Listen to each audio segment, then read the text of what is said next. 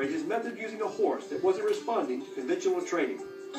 I was really feeling jittery about entering the closed arena with a wild stallion, but Monty calmed us both down right away. And until the horse goes away, they can't come back to you. So I'm going to send him away. And the language of Equus is a language of gestures, not of sound. So there's no words or sound. Instead of using force, the core of Monty's system is trust.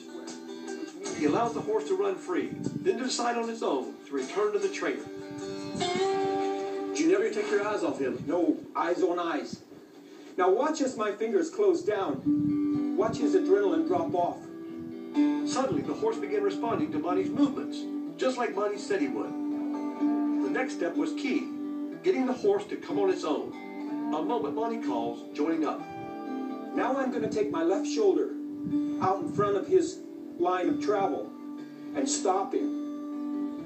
Now I can draw him to me. Watch the right shoulder, go past his midline, and come back and drag him to me for join up.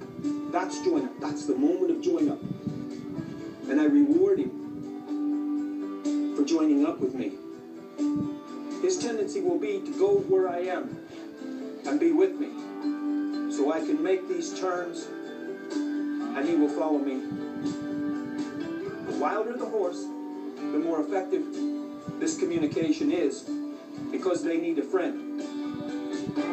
Soon the horse would be ready to train further for riding or work.